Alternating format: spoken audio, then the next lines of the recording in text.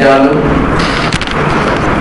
లేక శ్రేయో రాజ్యాలుగా పేర్కొంటున్నాం. ఏవైనా ఒకటి. ఆధునిక రాజ్యాల ప్రజలకు అనేక సేవలు అందిస్తున్నందున వీటిని సేవా రాజ్యాలు అంటారని చెప్పి పేర్కొన్నటువంటి వ్యక్తి రోస్కో పౌండ్ అనేవాడు ఆధునిక రాజ్యాలు ప్రజలకు అనేక సేవలని, సంక్షేమానికి సంబంధించినటువంటి సేవలని, శ్రేయోరాజ్య భావనకు సంబంధించిన సేవలని ప్రజలకు అందిస్తున్నందున ఈ రాజ్యాలని సేవా రాజ్యాలు అన్నాడు. సేవా రాజ్యాలన్నా, సంక్షేమ రాజ్యాలన్నా, శ్రేయ రాజ్యాలన్నా ఒకటే. అందుకోసమే ఆధునిక యుగాన్ని సంక్షేమ యుగంగా పేర్కొంటారు. ఆధునిక యుగాన్ని సంక్షేమ యుగంగా.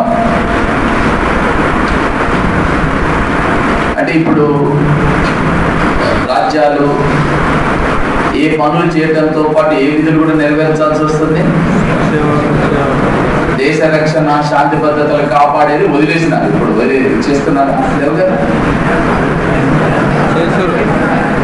ఎటు వింటున్నారో, ఎటు ఆలోచిస్తున్నారో, ఎటు చూస్తున్నారో కూడా అర్థం కాని అంశం. ఇప్పుడు మనకి సైన్యం లేదా, 20 లక్షల మంది సైన్యము 24 అవర్స్ వేయం పగులు వాళ్ళు కాపలా కాస్తే ఇక్కడ కూర్చొని పాఠాలు చెప్పుకుంటున్నాము.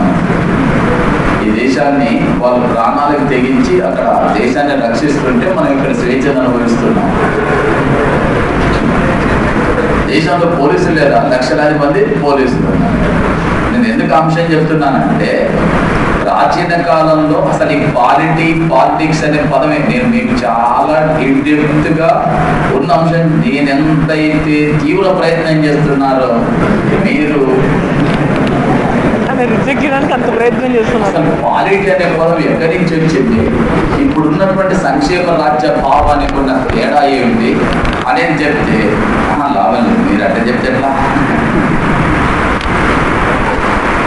విషయం ఏంటంటే, ప్రాచీన కాలంలో ఉన్నటువంటి రాజ్యాలు కేవలం సంరక్షక విధులను మాత్రమే నెరవేర్చారు. సంరక్షక విధులు అంటే రెండు రక్షక విధులు. ఒకటి దేశాన్ని రక్షణ, రెండవది శాంతి. కాబట్టి ఆ రాజ్యాలను ఏ రాజ్యాలు అన్నారు? రక్షక రాజ్యాలు. అదే గ్రీకు భాషలో పోలీస్ స్టేట్స్ అన్నా, రక్షక రాజ్యాలన్నా ఒకటే. అవే నగర రాజ్యాలు, అవే రక్షక రాజ్యాలు. కేవలం రక్షక విధులు మాత్రమే నెరవేర్చింది. ఇవాళ నేను కేవలం రక్షక విధులను మాత్రమే నెరవేర్చడానికి నేను ఏం చేయనంటే, ప్రజలు ఊరుకోవడానికి సిద్ధంగా లేరు.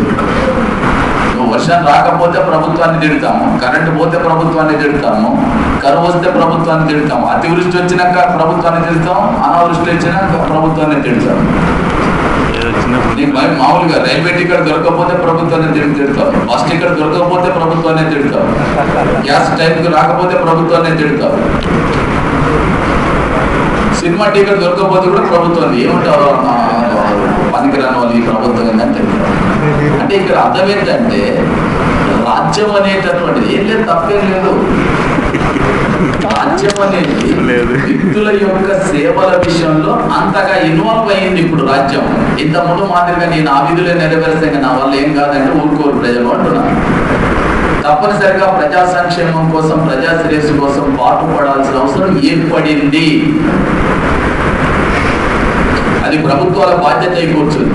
కాబట్టి ఆధునిక రాజ్యాలను ఏ రాజ్యాలు అంటున్నాము? శ్రేయో రాజ్యాలు, సంక్షేమ రాజ్యాలు, సేవా రాజ్యాలు. ప్రజలకు అనేక సేవలు అందిస్తున్నందున ఈ రాజ్యాలను ఏ రాజ్యాలు అన్నామో? సేవా రాజ్యాలు కూడా అనాల్సి వచ్చింది. అయితే అసలు ఈ భావన ఎందుకు వచ్చింది అంటే, దీనికి యాక్చువల్గా జెర్మీ బెంథామ్ అనేటటువంటి వాడు ఓ సిద్ధాంతాన్ని ప్రతిపాదించినాడు. జెర్మీ బెంథామ్. ఏమిటా సిద్ధాంతం అంటే, ఉపయోగితావాదము.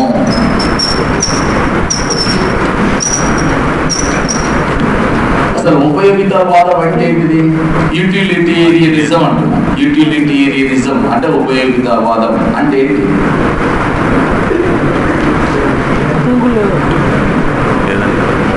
ఏం మీరే చెప్పకపోతే ఇబ్బంది ఏం పడదు, కానీ నేను చెప్తాను. మీరే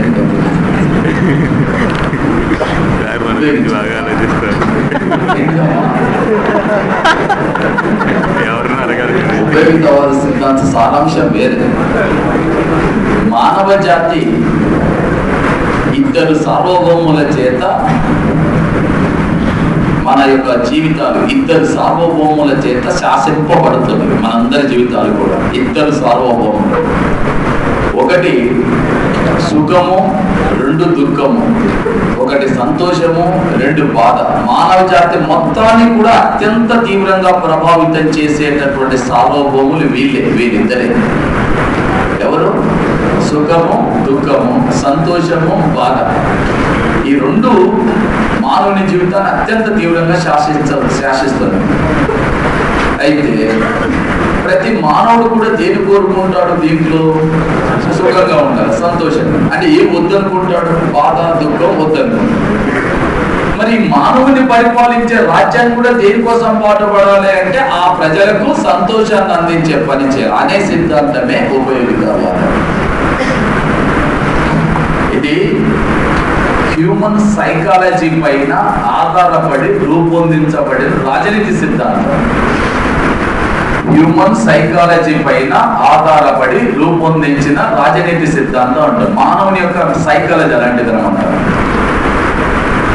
ఇప్పుడు నేను దానికి కారణం చెప్తాను.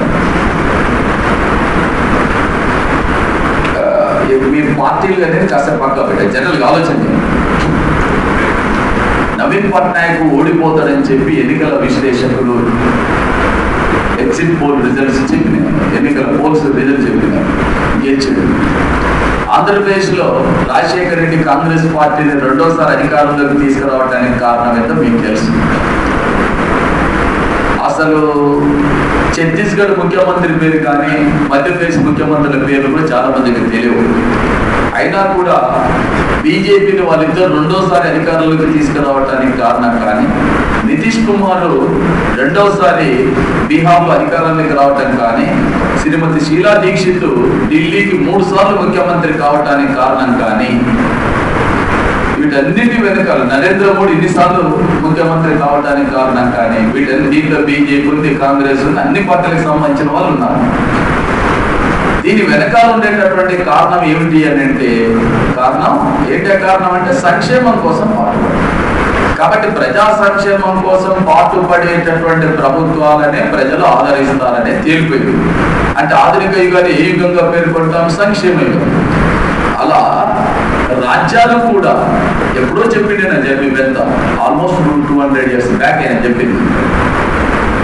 సంక్షేమం అనేటటువంటిది ఒక ముఖ్యమైనటువంటి మంత్రంగా పనిచేస్తుంది కదా ప్రపంచంలో, సంక్షేమం అనే అంశం. మరి సంక్షేమం అనేటటువంటి అంశం మంత్రంగా పనిచేసేటప్పుడు ఈ రాజ్యాలు అంటే ప్రజల్ని పరిపాలించేటటువంటి రాజ్యాలు కూడా ఎలా చేయాలి, ఏం చేయాలి అనే దానికి ఆయన చెప్పింది ఏంటంటే, ఏ రాజ్యానికైనా సరే అత్యధిక ప్రజల అత్యధిక సంతోషమే రాజ్యం యొక్క లక్ష్యంగా ఉండాలి. అత్యధిక ప్రజల అత్యధిక సంతోషమే రాజ్య లక్ష్యంగా ఉండాలి. అంటే అత్యధిక ప్రజల యొక్క సంతోషము, అత్యధిక సంతోషం మరి వాళ్ళకు కూడా, ఇది రాజ్యం యొక్క లక్ష్యంగా ఉండాలని చెప్పిన సిద్ధాంతమే ఏ సిద్ధాంతం? ఉపయోగం. ఇది ఏ ఖండంలో వచ్చింది? యూరోప్ ఖండంలో వచ్చింది. యాక్చువల్గా ఎవరిద్దరు జర్మీ గ్రంథం అంటే ఇంగ్లాండ్ దేశానికి చెందినవాడు. నేను చాలా సీక్వెన్స్గా చెప్పుకుంటున్నాను, మరి మీరు దాన్ని మర్చిపోతే. అయితే ఈ టైంలో ఇంగ్లాండ్లో పారిశ్రామిక విప్లవం వచ్చిన తర్వాత ఇది ప్రపంచవ్యాప్తంగా వ్యాప్తి చెందింది, యూరోప్ ఖండం మొత్తం వ్యాప్తి చెందింది, తర్వాత ఇతర దేశాలు కూడా వచ్చింది.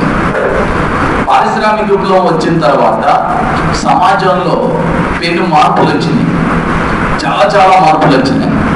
ఈ మార్పుల్లో కూడా అత్యంత ముఖ్యమైన మార్పు ఏంటంటే, పేదలకు ధనికులకు మధ్య ఉన్న వ్యత్యాసం కూడా వ్యాస్ట్గా పెరిగిపోయింది ఒకేసారి.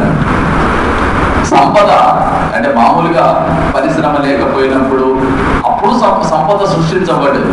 అప్పుడు ధనికులు ఉన్నారు, ఇప్పుడు కూడా ఉన్నారు. కానీ అప్పటి ధనికులకు ఇప్పటి ధనికులకు తేడా ఏంటంటే, ధనికులకు పేదలకు మధ్య ఉన్నటువంటి వ్యత్యాసం ఏదైతుందో అది నువ్వు ఊహించలేవు అంతది. ఎందుకని అంటే, పరిశ్రమల ద్వారా ఉత్పత్తి అయిన సంపద పెరగటంతో ధనవంతులు ఒక్కసారిగా స్పీడ్గా పెరిగిపోయినారు పరిశ్రమలతో పాటు. కాబట్టి ఆ పరిశ్రమల అధిపతులకు శ్రామికులకు మధ్యన తేడా వచ్చింది, బాగా తేడా వచ్చింది. అప్పుడు వచ్చిన సిద్ధాంతమే కమ్యూనిజం. ఏమని? అసలు ఆ ధనవంతుడు అలా ఎలా ధనవంతుడైనాడు? మనం ఎందుకు పేదలంగా ఉన్నాం? సంపద మొత్తం మన సృష్టి కదా, మనం కష్టపడితేనే కదా వాళ్ళ స్థాయికి వచ్చింది. అలాంటప్పుడు వాళ్ళ స్థాయికి ఉండటం ఏంది? భోగభాగ్యాలు అనుభవించటం ఏంది? మనం ఈ దారిద్ర్యంలో ఉండటం ఏంటిది? కాబట్టి ఆస్తి అంతా దోపిడే, మనల్ని దోపిడీ చేసి మన శ్రమను దోచుకొని వాడు ఆ స్థాయికి ఎదిగినాడు. కాబట్టి మనమంతా ప్రపంచ కార్మికులారా ఏకం కండి అని చెప్పి ఒక ఉద్యమం వచ్చింది. వచ్చిన తర్వాత కార్ల్ మార్క్స్ సిద్ధాంతాన్ని ప్రతిపాదించినాడు. ప్రపంచంలో ఈ పెట్టుబడిదారు సిద్ధాంతంతో ఘర్షణ పడ్డాడు. కొన్ని దేశాల్లో సోషలిజం వచ్చింది. సోషలిజం వచ్చేసరికి పెట్టుబడిదారు దేశాలకు, ఈ వ్యక్తిత్వవాద సిద్ధాంతాన్ని సమర్థించేటటువంటి దేశాలకు వాళ్ళకు ఒక పెద్ద తన్నుపైకి వచ్చింది. ఏంటి? వాడు ట్రూమన్ చెప్తాడు, రెండో ప్రపంచ యుద్ధ కాలంలో లాస్ట్ అమెరికా అధ్యక్షుడైతే అదిగో తూర్పు యూరోప్ పై భూతం తిరుగుతుంది, ఆ భూతమే పెనుభూతమై ప్రపంచాన్ని కబలించక ముందే దాన్ని అంతం చేద్దామంటాడు. ఏంటిదా తూర్పు యూరోప్ పై తిరిగే భూతం? కమ్యూనిజం. దాన్ని అంతం చేయాలి. అప్పుడు హాబ్సన్ లాంటి వాళ్ళు ముందుకు వచ్చినారు. ఏంటిదంటే వెల్ఫేర్ స్టేట్ అంటే సంక్షేమ రాజ్యం. Welfare state is nothing but A midway in between the capitalistic pattern of society and A socialistic pattern of society అంటారు.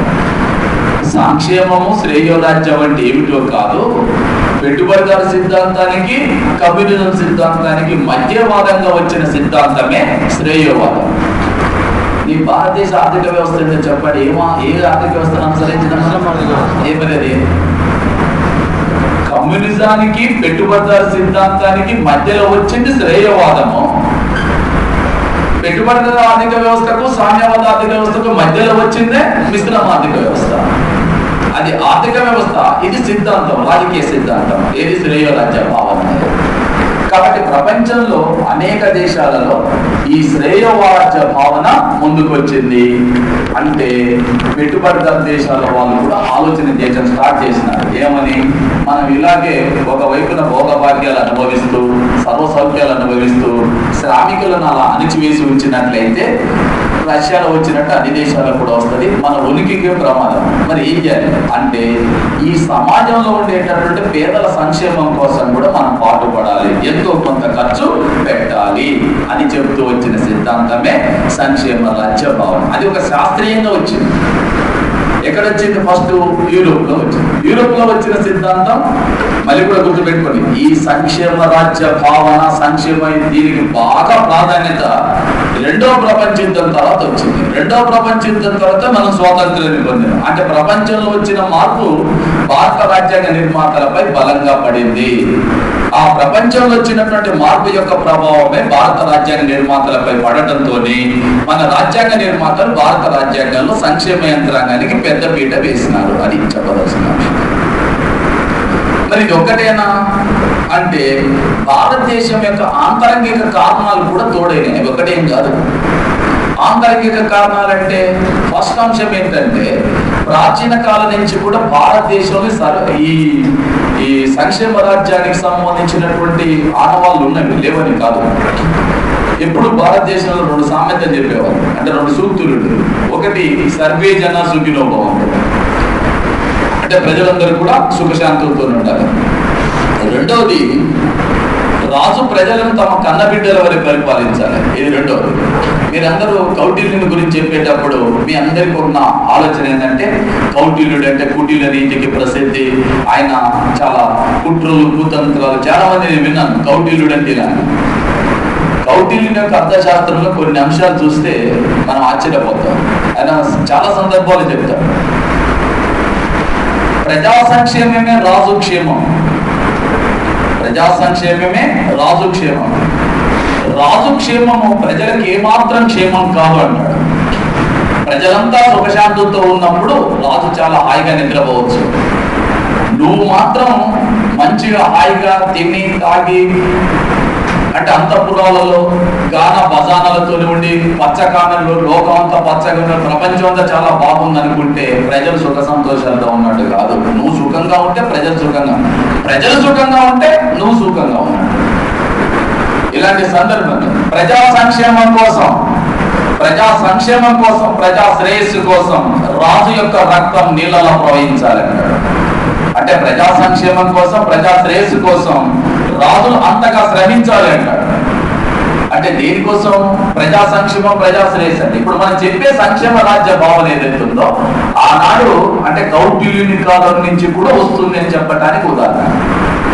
అంటే భారతదేశంలో ప్రాచీన కాలం నుంచి ఉన్నటువంటి సర్వే జన సుఖినో భవంతు అనే అంశం కానీ, లేక రాజు ప్రజలను తన కన్నబిడ్డల వల్ల పరిపాలించాలని చెప్పడం కానీ, ప్రజా సంక్షేమం కోసం, ప్రజా శ్రేయస్సు కోసం రాజు యొక్క రక్తం నీళ్ళలా ప్రవహించాలని చెప్పినా కూడా భారతీయ సమాజంలో కూడా ప్రాచీన కాలం నుంచి సంక్షేమానికి సంబంధించిన భావన ఉన్నది. ఇది ఒకటి. ఇప్పుడు భారతదేశం స్వాతంత్రం వచ్చిన కాలం ఇంపార్టెంట్ అన్న. కాలం ఇంపార్టెంట్ అంటే ఎప్పుడు వచ్చింది స్వాతంత్రం? 47లో. 47 అంటే దేని తర్వాత? రెండవ ప్రపంచ యుద్ధం తర్వాత. ప్రపంచంలో మెజారిటీ దేశాలు ఎప్పుడు స్వాతంత్రాన్ని పొందినాయి? రెండవ ప్రపంచ యుద్ధం తర్వాత. ఈ రెండవ ప్రపంచ యుద్ధం తర్వాత ప్రపంచాన్ని మొత్తం బాగా ప్రభావితం చేసిన సిద్ధాంతం ఏంటిది? సంక్షేమ రాజ్య భావన. అంటే ప్రపంచాన్ని మొత్తం తీవ్రంగా ప్రభావితం చేసిందంటే భారత నాయకులని భారతదేశాన్ని కూడా ప్రభావితం చేసినట్టుగా లేక అది ఒక కారణము. రెండవది భారతదేశంలో ఇది ఒక. మూడవ కారణం ఏంటంటే భారతీయ సమాజంలో ఉన్నటువంటి అసమానతలు, సమాజంలో సామాజిక అసమానతలు. ఇది మరొక ఇంపార్టెంట్ అయినటువంటి కారణం. సామాజిక అసమానతలు అంటే ఈ సమాజంలో ఉండేటటువంటి వ్యక్తుల మధ్యన ఈ వాటిని అంతస్తులు, అవకాశాలు, హోదా, గౌరవం, మర్యాద, గుర్తింపు వీటన్నిటిలో కూడా భిన్నత్వం ఉన్నది. ఈ భిన్నత్వం కూడా ఎలాంటి భిన్నత్వం అంటే సమాజంలో కొన్ని వర్గాలను పూర్తిగా సమాజానికి, గ్రామానికి దూరంగా వెలివేసి అస్పృశ్యులుగా, అంటరాని వారుగా వివక్షత పాటించింది ఈ సమాజం. ఈ దేశానికి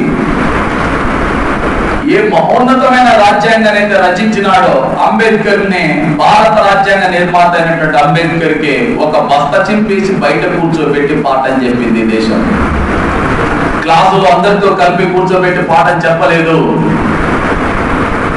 అంటే భారతీయ సమాజంలో ఉండేటటువంటి అసమానతలు ఏవైతే ఉన్నాయో ఇవి భారత రాజ్యాంగ నిర్మాతలని ఆలోచింపచేసినవి. వాటన్నింటిని దృష్టిలో పెట్టుకొని భారత రాజ్యాంగ రూపకల్పన చేసినారు. అందువల్లనే భారత రాజ్యాంగంలో సంక్షేమ యంత్రాంగానికి పెద్ద పీట వేసినారని చెప్తున్నారు. వీటన్నిటిని చూసినటువంటి గ్రాన్విల్ ఆస్టిన్ తన Indian constitution A cornerstone of the nation అనే గ్రంథంలో చాలా స్పష్టంగా చెప్తాడు. Basically Indian constitution is a social document అంటాడు. ప్రాథమికంగా పరిశీలిస్తే భారత రాజ్యాంగం అనేది ఒక సామాజిక పత్రము అంటాడు. ఏంటి సామాజిక పత్రం? మీకు మనం ఆదేశిక సూత్రాలు చెప్పేటప్పుడు చెప్పుకున్నాం. ఆదేశిక సూత్రాల గురించి చెప్పేటప్పుడు 2008లో ప్రశ్న అది. ఆయన చెప్పిన కొటేషన్ 2008లో క్వశ్చన్ ఏమని? నిర్దేశిక నియమాలు, ఆదేశిక సూత్రాలు భారతదేశంలో సామాజిక మార్పును, సాంఘిక విప్లవాన్ని సాధించడానికి ఉద్దేశింపబడినవి అంటాడు. భారతదేశంలో సామాజిక మార్పును, సాంఘిక విప్లవాన్ని సాధించడానికి ఉద్దేశించబడినవి ఎటువంటి నిర్దేశక నియమాలు అంటే భారతదేశంలో సామాజిక మార్పును సాధించడం కోసం ఉద్దేశింపబడినటువంటి నిర్దేశక నియమాలు భారత రాజ్యాంగం యొక్క ఏ లక్షణాన్ని తెలుపుతున్నవి? సంక్షేమ లక్షణాన్ని తెలుపుతుంది. అందువలన మన రాజ్యాంగ నిర్మాతలు ఈ అన్ని అంశాలను కూడా దృష్టిలో పెట్టుకొని ప్రపంచంలో వస్తున్నటువంటి మార్పులు ఒకవైపున, ప్రాచీన కాలం నుంచి భారతదేశంలో ఉన్నటువంటి అంటే భారతీయుల యొక్క సూక్తిగా పేర్కొన్నటువంటి అంశాలు మరొక వైపున, భారతీయ సమాజంలో తరతరాల నుంచి వర్ణ వ్యవస్థ, కుల వ్యవస్థ పేరు మీద కొన్ని వర్గాలు పీడనకు, వివక్షత గురైనటువంటి అంశాలు, వీటన్నిటిని ఆధారం చేసుకొని మన రాజ్యాంగాన్ని రూపకల్పన చేసినారు. ఆ రూపకల్పన చేసేటటువంటి సందర్భంలోనే సంక్షేమ యంత్రాంగానికి పెద్దపీట వేసినారు. మరి భారత రాజ్యాంగంలో ఎక్కడెక్కడ ఈ సంక్షేమానికి సంబంధించినటువంటి అంశాలు పొందుపరిచినారు?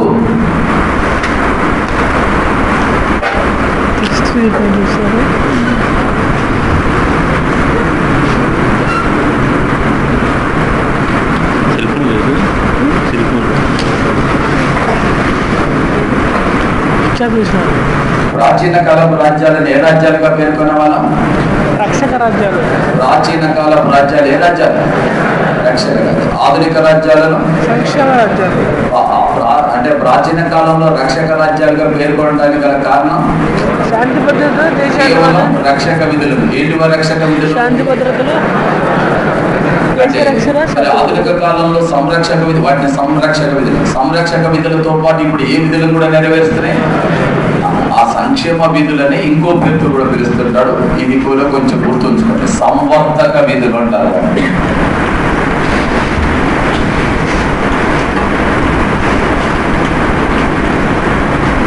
సంవర్ధక విధులు. సంరక్షక విధులు అంటేనేమో అవి ఇంతకుముందు చెప్పిన దేశ రక్షణ, శాంతి భద్రతల పరిరక్షణ. సంవర్ధక విధులు అంటే సంక్షేమం కోసం, శ్రేయస్సు కోసం చేపట్టేటటువంటి పనులుగా పేర్కొనవచ్చు.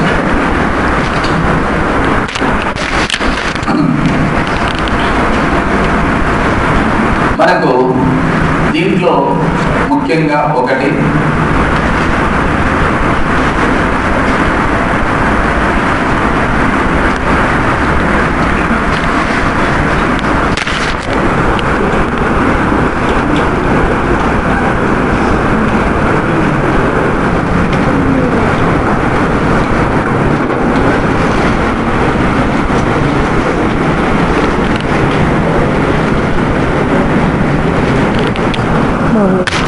దీంట్లో లాస్ట్ చదివితే చాలా బాగా మంచిగా చేస్తారు. క్వాలిటీ లేకపోతే నిద్ర వచ్చేది అసలు.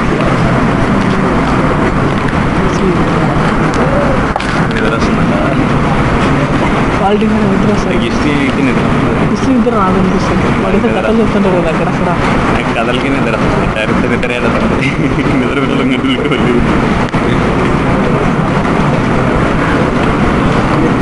సార్ చెప్పేదంతా కథ కదా హిస్టరీలో బాగానే అవన్నీ లేవా బుక్లో చూడు. వాస్తవంగా దీంట్లో మీరు మనము అన్ని అంశాలు చెప్పినవి.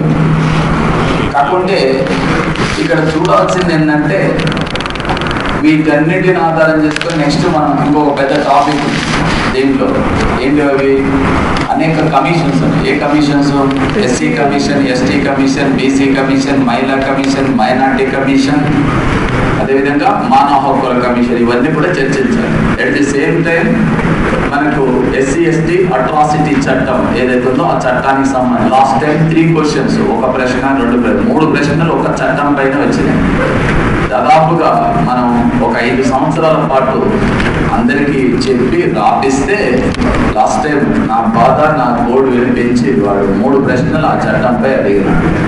అందరూ చాలా మంది అన్నారు ఏం పని లేదు, ఎందుకే ఈ చట్టాలను రాపిస్తుంటాను అవసరంగా అని చెప్పి కూడా అన్నోళ్ళు ఉన్నారు. అందుకోసం 3 ప్రశ్నలు వచ్చినాయి ఒకేసారి.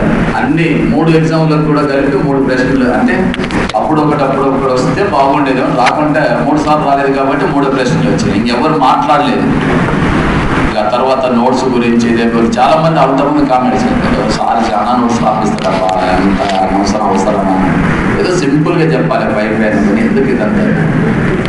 లాస్ట్ టైము తగిలిన దెబ్బతో మళ్ళీ ఎవరు ఏం మాట్లాడలేరు. ఓకే, ఇవి ఆల్రెడీ మనం చెప్పినవి. ఇవి కేవలం దీంట్లో మీకు చెప్పని అంశం ఏంటంటే ఒక అంశం ఉంది, ప్రత్యేక వర్గాలకు ప్రత్యేక అవకాశాలు. అది నేను చెప్తాను. దాంట్లో ఒక అధికరణ కంపల్సరీ క్వశ్చన్ వస్తుంది. ఇదంటే తిరుగులేదు, కంపల్సరీ క్వశ్చన్ ఆ అధికరణలో. అవి నేను చెప్తాను. సో ఫస్ట్ ఆఫ్ ఆల్ రాజ్యాంగ ప్రవేశం అన్నా. మనకు మీరు ఇక్కడ విషయం ఏంటంటే 2 వాళ్ళకు బాగానే ఉపయోగపడుతుంది, 1 వాళ్ళకు చాలా ఎక్కువ ఉపయోగపడుతుంది. 1 రాసే వాళ్ళు ఎవరైతే ఉన్నారో వాళ్ళకు చాలా ఎక్కువ ఉపయోగపడుతుంది. ఎందుకంటే నీకు ఇక్కడ 10 మార్క్స్ క్వశ్చన్ లేకుండా క్వశ్చన్ పేపర్ ఉండదు కాబట్టి. సంక్షేమ యంత్రాంగానికి సంబంధించిన దాంట్లో ప్రశ్న లేకుండా క్వశ్చన్ పేపర్ ఉండదు కాబట్టి 10 మార్కుల ప్రశ్న ఉంటుంది. అందువల్ల నేను అందరినీ దృష్టిలో పెట్టుకుని ఆయన 102 నా ఇంకా ఏదనేది ఏం నాకు అవసరం లేదు, అందరూ రాయాలి, బాగా రాయాలి. ఓకే, ఇందులో మీకు కొన్ని కాన్సెప్చువల్ అంటే అంశాలు ఉన్నవి, కొంచెం జనరల్గా డైరెక్ట్గా బిట్ ఓరియంటేషన్లో నీకు రాజ్యాంగ ప్రవేశంలో ఉంది.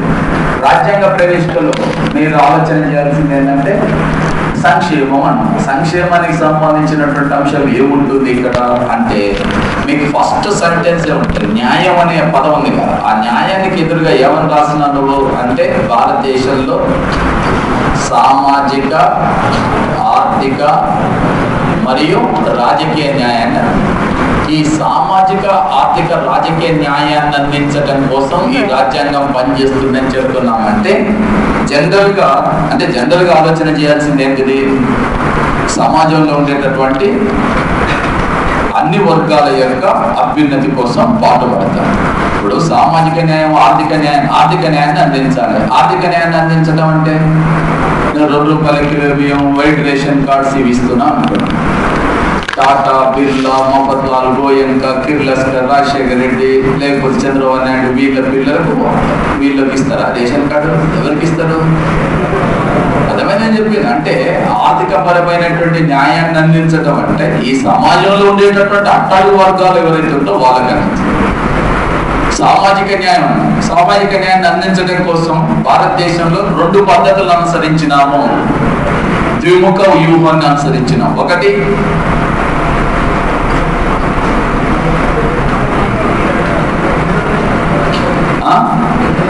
రిజర్వేషన్. ఓకే, ఒకటి చెప్పి థ్యాంక్స్, చాలా థ్యాంక్స్. రెండోది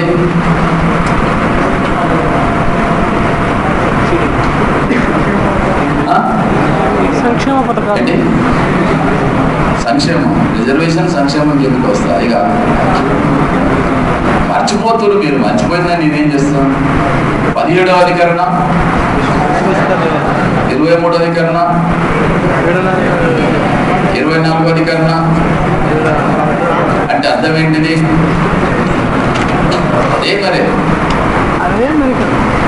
వర్ణ అంటే మామూలుగా అంటరానితనం పేరు మీద వెట్టి చాకిరి, కట్టుబానిసత్వం, కడుపు వృత్తి, బలవంతంగా భిక్ష పెట్టించడం, మనుషుల క్రమ రవాణా, బాల కార్మిక వ్యవస్థ, ఇవన్నీ కూడా ఏ వర్గాలు వీటి ద్వారా పీడన గురైనవి? ఎవరు పీడన గురైనదంటే బలహీన వర్గాలు ఏ సాంఘిక దురాచారాల వల్లనైతే పీడన గురైనారో, ఈ సమాజంలో ఇన్ని రకాల అసమానతలు రావటానికి కారణమైనవో, ఈ సమాజంలో ఇంత భిన్నత్వం రావటానికి కారణమైనవో ఆ సాంఘిక వివక్షత, సాంఘిక దురాచారాలన్నింటినీ నిర్మూలించాలి. నేను అందుకనే ద్విముఖ వ్యూహం. ఫస్ట్ ఏం చెప్పాలి? తరతరాల నుంచి సమాజంలో అసమానతలు తీసుకురావటానికి కారణమైనటువంటి వేటి రూపమాపినారు? సాంఘిక దురాచారం. మరి సాంఘిక దురాచారాలు ఇక నుంచి ఎవరు పాటించకూడదు అని చెప్తున్నాం, బాగానే ఉంది. సాంఘిక దురాచారాలు పాటిస్తే శిక్షిస్తామని కూడా చెప్తున్నాం. కానీ మరి ఇప్పటి వరకు సాంఘిక వివక్షతకు గురైనటువంటి వర్గాలకి ఏంటి? అందుకనే మీరు ఒకటి చెప్తున్నది ఇదే, రెండో ద్విముఖ. ఫస్ట్ ఏం చేసినాం మనం?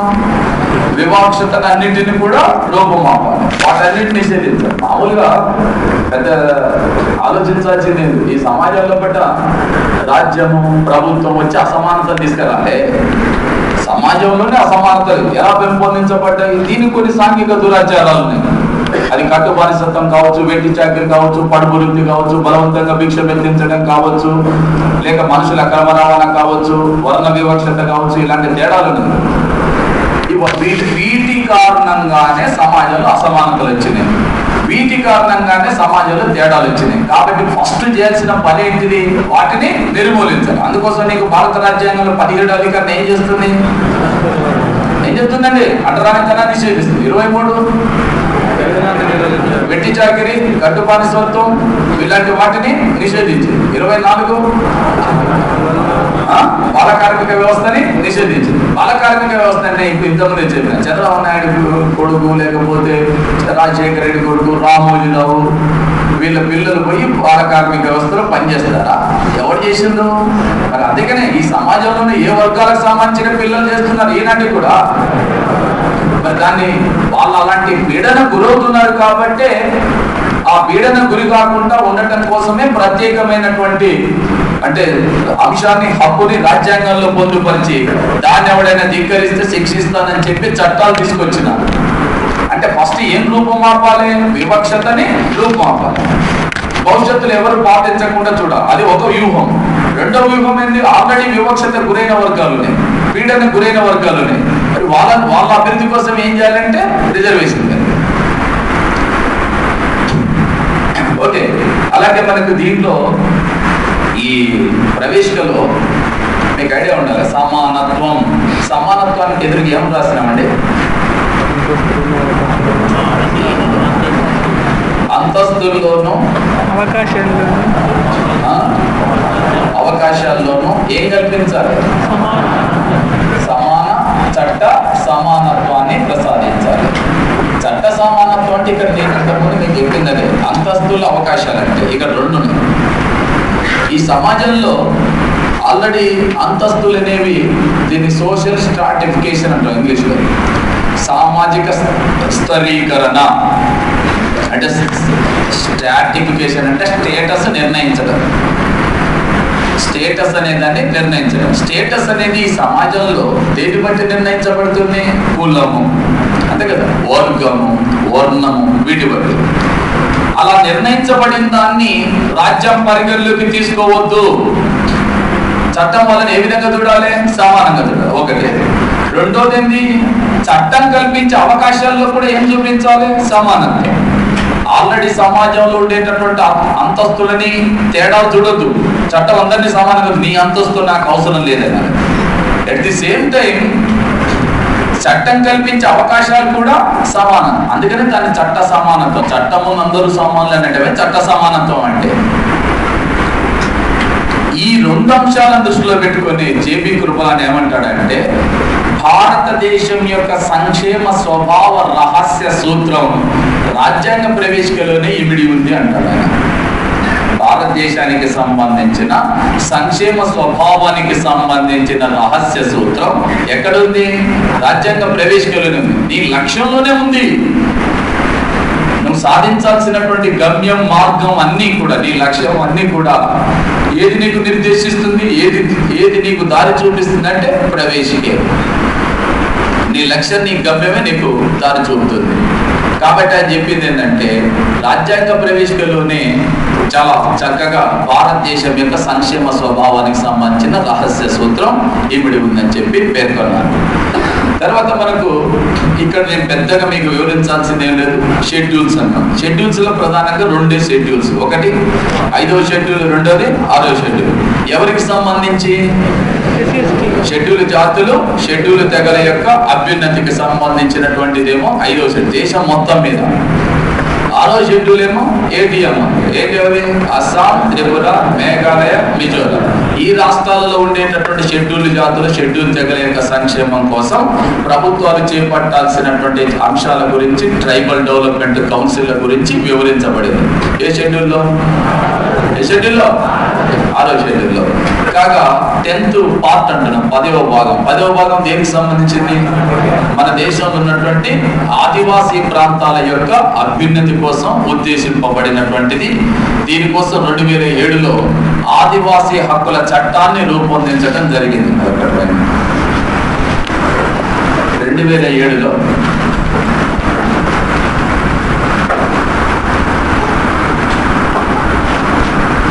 ఆదివాసీ హక్కుల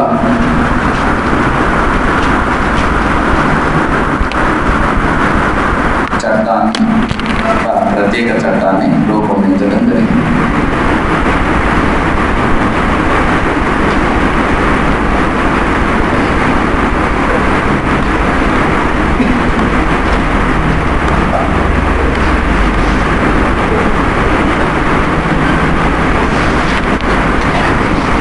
ఓకే, నెక్స్ట్ మనకు ఈ ఆదేశిక సూత్రాలు ప్లస్ ప్రాథమిక హక్కులకు సంబంధించి, మనకు ఆదేశిక సూత్రాలకు సంబంధించి ఫస్ట్ స్టార్టింగ్ నుంచి మనం డిస్కషన్ చేస్తూ వచ్చిన మళ్ళీ ఒకసారి గుర్తు చేస్తుంది. ఎందుకంటే ఆల్రెడీ మీరు మనం క్లాసులో చెప్పుకున్నాము, నోట్స్లో రాసుకున్నాము. ఎట్ ది సేమ్ టైం ప్రాథమిక హక్కులకు ఆదేశిక సూత్రాలకు మధ్య వచ్చినటువంటి వైరుధ్యం, ఘర్షణ, వీటికి సంబంధించి కానీ, రాజ్యాంగంలో తీసుకొచ్చినటువంటి సవరణల గురించి కానీ, చట్టాల గురించి కానీ చాలా స్పష్టంగా చెప్పుకున్నాం. ఒకసారి మీరు గుర్తు చేసుకుంటే ఐడియా ఉందా?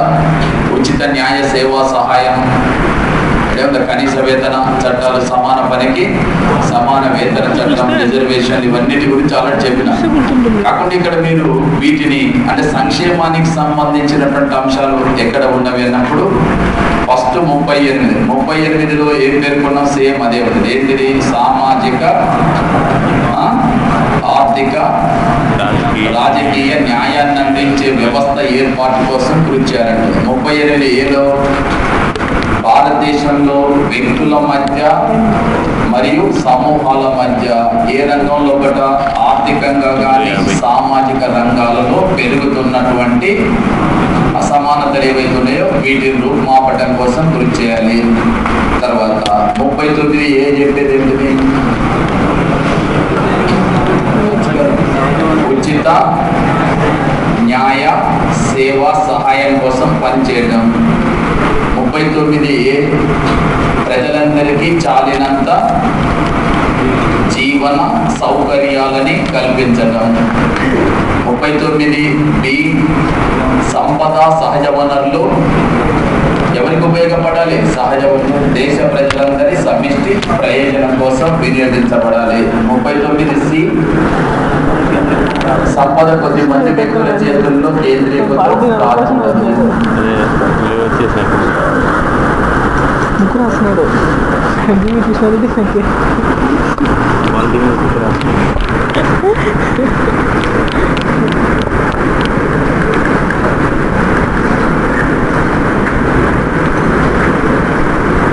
లీడర్ కమ్యూనికేషన్స్ బుక్లు ఉంది కదా, తేడా లేకుండా సమాన పనికి సమాన వేతనం. ఒకటి కరీంనగర్లో అదేవిధంగా 39 అబ్బాయి మన అదే 28 వృద్ధాప్యంలోనూ ఎలాంటి పీడనకు గురి కాకుండా చూడడం. తర్వాత 41 జీవనోపాధి కల్పించాలి లేదా జీవన వృత్తినైనా కల్పించాలి. 42 మాతా శిశు సంక్షేమం కోసం కృషి చేయాలి. స్త్రీ యొక్క ఆరోగ్య సంరక్షణ కోసం కృషి చేయాలి. 43 కనీస వేతన చట్టాలు, అదేవిధంగా కార్మిక వర్గం యొక్క శ్రేయో భావన కోసం అంటే శ్రేయరాజ్య భావన కోసం వీళ్ళ పిల్లల యొక్క విద్య మరియు సాంస్కృతిక హక్కుల సంరక్షణ కోసం గురించారన్నారు. అలాగే 43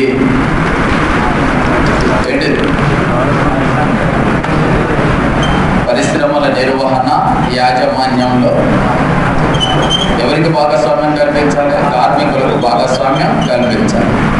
కాగా 44 కామన్ సివిల్ కోడ్.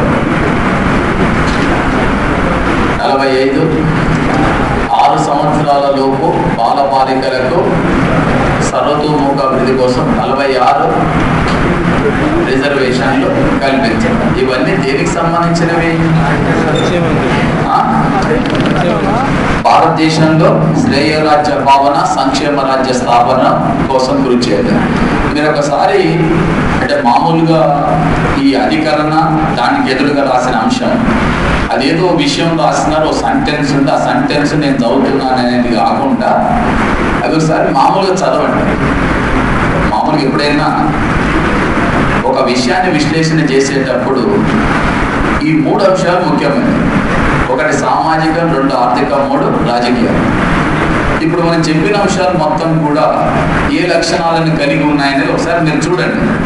నేను ఇంతకుముందే చెప్పినాను, మీరు అంటే మామూలుగా 1, 2 రాసేవాళ్ళు అనేక మంది ఉన్నారు కాబట్టి దానికి ఎదురుగా రాసినటువంటి అధికరణ నెంబరు సెంటెన్స్ ఇంతవరకే చదివిన అది 2 పనికి వస్తుంది. 1కు చదివేటప్పుడు అట్లా చదివితే పనికిరా, దాని సారాంశం ఉంటాడు. నువ్వు అధికరణ రాయకపోయినా లేదు, ఒక్కొక్కసారి తీసవతల పెట్టవచ్చు. దాని అంశాన్ని రాయగలిగేటట్టు ఉండాలి. రాజ్యాంగంలో పొందుపరిచిన అంశాన్ని ఆధారం చేసుకొని దాని యొక్క సారాంశాన్ని రాయగలిగేటట్టు ఉండాలి. అది మోస్ట్ ఇంపార్టెంట్. ఓకే, మీరు దీంట్లో చూస్తే జనరల్గా మీకు ఏమనిపిస్తుంది అంటే ఏ అంశాలు వస్తున్నవి? ప్రధానంగా ఏమొస్తుంది? ఆర్థిక అంశాలు, సామాజిక అంశాలే ఎక్కువ ఉంటాయి. అంబేద్కర్ చెప్పింది ఏంటిది? ఆదేశిక సూత్రాలు దేనికోసం ఉద్దేశించబడ్డవి? భారతదేశంలో సామాజిక ఆర్థిక ప్రజాస్వామ్యాన్ని సాధించడం. ప్రాథమిక హక్కులు వ్యక్తి స్వేచ్ఛను, రాజకీయ ప్రజాస్వామ్యాన్ని సాధించడం కోసం ఉద్దేశించబడినవి ప్రాథమిక హక్కులైతే, ఆదేశిక సూత్రాలు సామాజిక ఆర్థిక ప్రజాస్వామ్యాన్ని సాధించడం కోసం ఉద్దేశించబడింది. అది దాన్ని మీరు ఆ ప్రాధాన్యతను దృష్టిలో పెట్టుకోవాలి. ఓకే, ఇకపోతే మనకు ప్రత్యేక వర్గాలకు ప్రత్యేక అవకాశాలు, ఇది మీకు అంటే చెప్పండి కాబట్టి ఇది మోస్ట్ ఇంపార్టెంట్. ఇందులో ఒక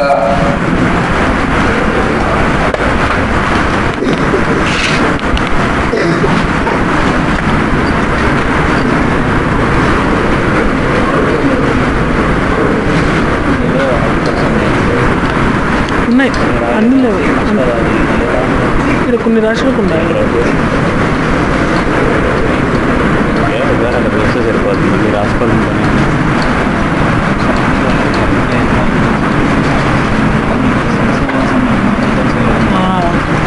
నీకు ఎటు తెలుసా ఇవేనని రాసుకోవాలి. మనకు ఎకానమీ మెటీరియల్ ఇవ్వరా? ఎకానమీ ఇచ్చిన మెటీరియల్ ఇవ్వరా?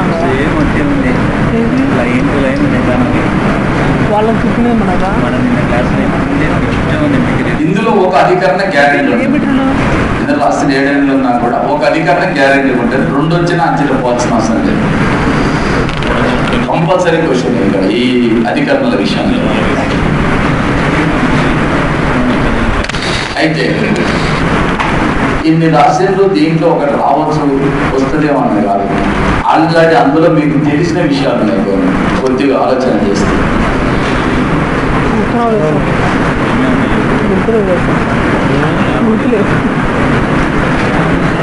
ఏంటి చెప్పండి మీకు తెలిసిన విషయాలు? చెప్పాలి. ఒకసారి మనం పార్లమెంట్ గురించి చర్చించేటప్పుడు, శాసనసభ గురించి చర్చించేటప్పుడు 330 ఎవరికి? లోక్సభలో ఎన్ని స్థానాలకు ఎస్సీలకు రిజర్వేట్ చేసిన? ఇప్పుడు 84, ఎస్టీలకు 47 స్థానాలు రిజర్వేషన్. 331 ఇద్దరు ఆంగ్లో ఇండియన్లను ఎవరు నియామకం చేస్తారు?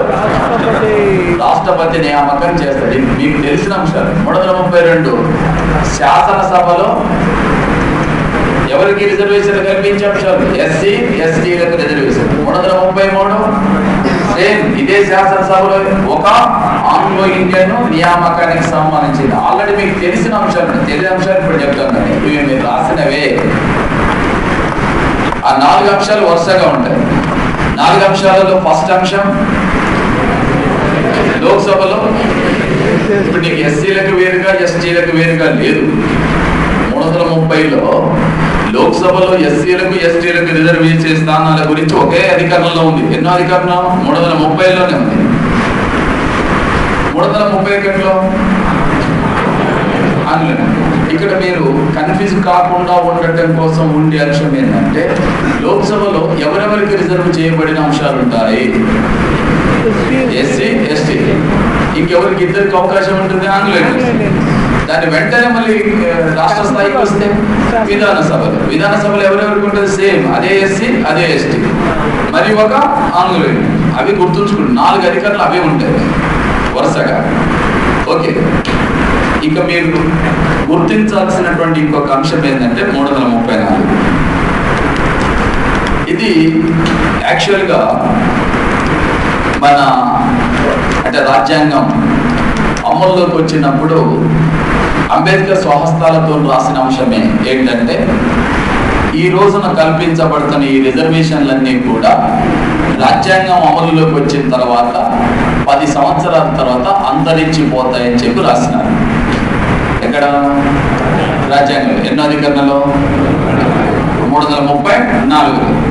అయితే కాలక్రమంలో వచ్చినటువంటి అనేక కారణాల చేత దీనిని 8వ రాజ్యాంగ సవరణ చేసి 10 సంవత్సరాలకు బదులుగా దాన్ని ఏం చేసినారు, 20 సంవత్సరాలని చేర్చినారు. ఎన్నో సవరణ చేసి 8వ.